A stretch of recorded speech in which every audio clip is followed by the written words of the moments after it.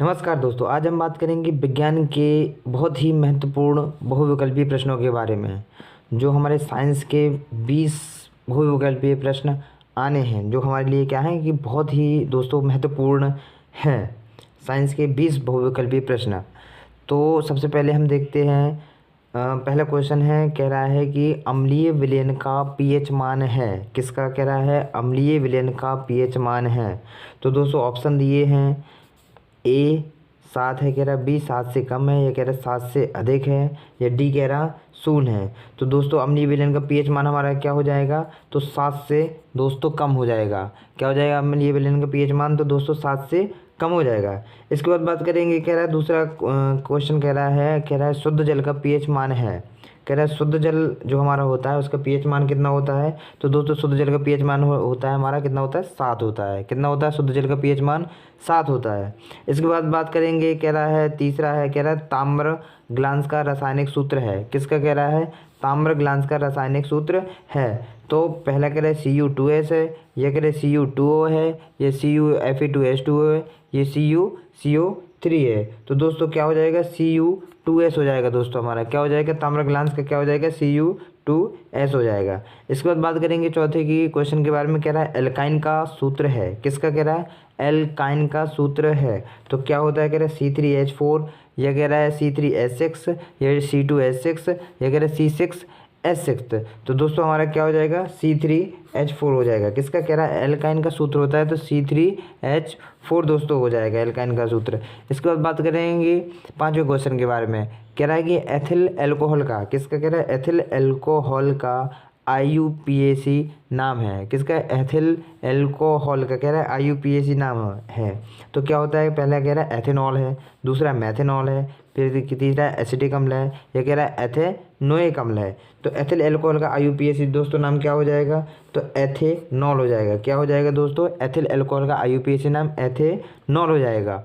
इसके बाद बात कर रहा है कि यूरेनियम है। क्या है यूरेनियम? क्या है? कह रहा है यूरेनियम एक क्षार धातु है, या कह रहा है अधातु है, यह स्थायी तत्व है, या कह रहा है अंतः संक्रमण तत्व है। तो यूरेनियम दोस्तों क्या हो जाएगा? एक अंतः संक्रमण तत्व हो जाएगा। दोस्तों यूरेनियम क्या हो जाएगा? कह रहा है एक अंतः संक्रमण तत्व दोस्तों हो जाएगा। इसके बाद बात करेंगे, कह रहा है सातवें क्वेश्चन के बारे में। कह रहा है कि केवल जल में घुलनशील होता है।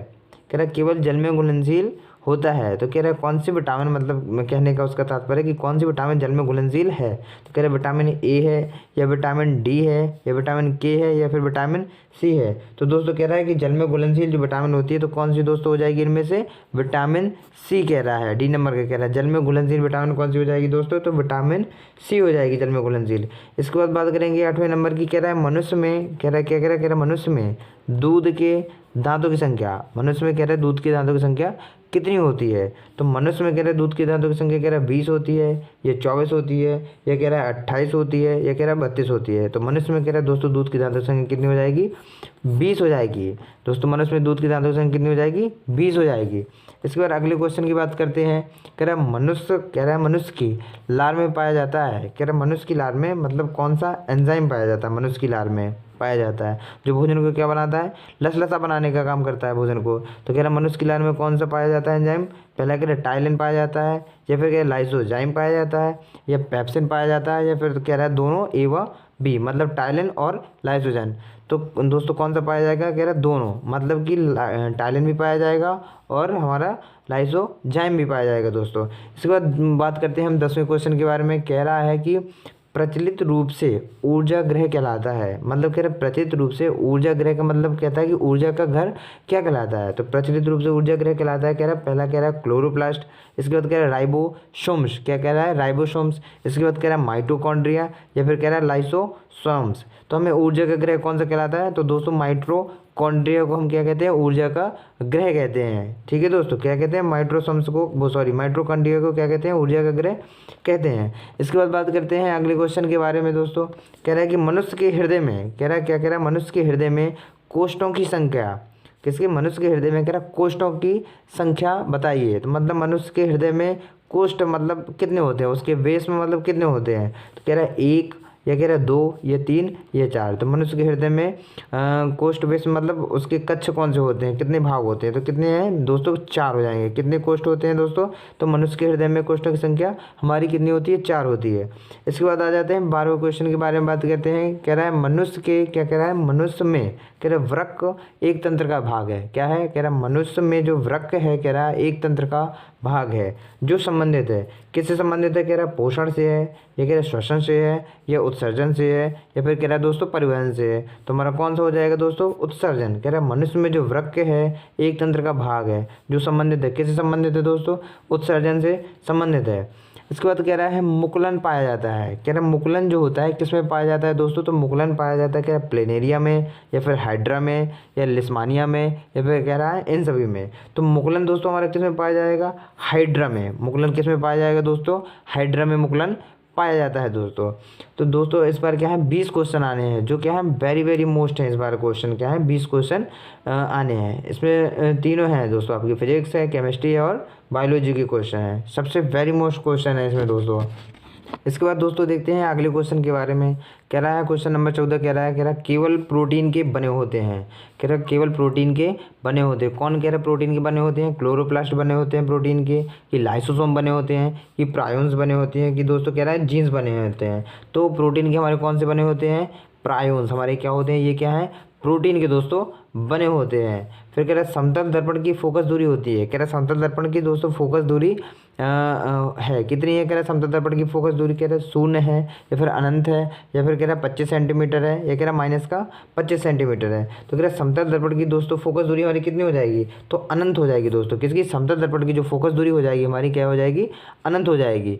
इसके बाद बात कर रहे हैं कि 16 कह रहा है स्वस्थ नेत्र का निकट बिंदु है। क्या कह रहा है, स्वस्थ नेत्र का निकट बिंदु होता है, कितना होता है, कह रहा है 25 मीटर, या कह रहा है 2.5 सेंटीमीटर कह रहा है, या 25 सेंटीमीटर, या कह रहा है 2.5 मीटर है। तो कह रहा है एक मतलब स्वस्थ व्यक्ति के नेत्र का निकटतम बिंदु कितना होता है दोस्तों, 25 सेंटीमीटर होता है। कितना होता है दोस्तों, 25 सेंटीमीटर होता है। इसके बाद अगले क्वेश्चन के बारे में बात करते हैं कि कह रहा है कि एक इलेक्ट्रॉन पर आवेश होता है। किसमें कह रहा है दोस्तों, एक इलेक्ट्रॉन पर आवेश होता है। एक इलेक्ट्रॉन पर कितना आवेश होता है, कह रहा है माइनस के कह रहा है 9.1 गुणे 10⁻⁻19 कूलाम। दूसरा कह रहा है माइनस का 1.6 गुणे 10⁻⁻19 कूलाम। फिर कह रहा है सी नंबर का 1.6 गुणे 10⁻19 कूलाम। ये कह रहा है डी नंबर कह रहा है 1.6 गुणे 10⁻⁻19 कूलाम। तो दूसरों कह रहे हैं एक इलेक्ट्रॉन पर आवेश कितना हो जाएगा, तो कह रहा है -1.6 गुणे 10⁻19 कूलाम दोस्तों हो जाएगा। 1.6 माइनस का गुणे 10⁻⁻19 कूलाम दोस्तों हो जाएगा। अगले क्वेश्चन की बात करते हैं। कह रहा है कि प्रतिरोध का मात्रक है। प्रतिरोध का मात्रक कह रहा है क्या होता है, कह रहा है ओम है, ये कह रहा है ओम प्रति सेंटीमीटर है, ये कह रहा है ओम सेंटीमीटर है, ये कह रहा है वोल्ट होता है। तो प्रतिरोध का मात्रक दोस्तों क्या हो जाएगा हमारा, यहाँ सीधे ओम हो जाएगा। प्रतिरोध का मात्रक क्या हो जाएगा दोस्तों, ओम हो जाएगा। इसके बाद अगले क्वेश्चन की बात करते हैं। कह रहा है जीवाश्म ऊर्जा का स्रोत है। कह रहा है जीवाश्म ऊर्जा का स्रोत है, क्या है, कह रहा है जीवाश्म ऊर्जा का स्रोत पवन ऊर्जा है, सौर ऊर्जा है, कोयला है, ये जल विद्युत है। तो जीवाश्म ऊर्जा क्या है दोस्तों, जीवाश्म ऊर्जा का स्रोत तो पवन ऊर्जा खुद एक पवन ऊर्जा कह रहा है, खुद एक पवन ऊर्जा है। सौर ये खुद सूर्य से देखो सूर्य की किरणों से ऊर्जा है। कोयला देखो कोयला, तो जीवाश्म क्या हो जाएगा, जीवाश्म ये क्या है, कोयला जल के क्या हो जाता है, कोयला जल जाता है तो क्या बन जाता है, जीवाश्म ऊर्जा का रूप धारण कर लेता है। जल विद्युत वो खुद अपने में क्या है, एक ऊर्जा है, तो क्या हो जाएगा इसका आंसर, तो कोयला हो जाएगा दोस्तों। क्या हो जाएगा, जीवाश्म ऊर्जा का स्रोत क्या है, कोयला हो जाएगा। इसके बाद बात करते हैं अगले क्वेश्चन के। कह रहा है एक अश्वशक्ति मतलब एक हॉर्स पावर, कह रहा है एक अश्वशक्ति बराबर होती है, किसके बराबर होती है, कह रहा है 726 वाट के, ये कह रहा है 736 वाट के, ये 746 वाट के, ये 756 वाट के। तो कह रहा है एक अश्वशक्ति दोस्तों हमारी किसके बराबर हो जाएगी, तो 746 वाट की दोस्तों एक अश्वशक्ति हमारी बराबर हो जाएगी। तो दोस्तों ये क्या है, वेरी वेरी मोस्ट है, क्या है दोस्तों, ये वेरी वेरी मोस्ट क्वेश्चन है जो आपके पेपरों में ही पूछे जाते हैं।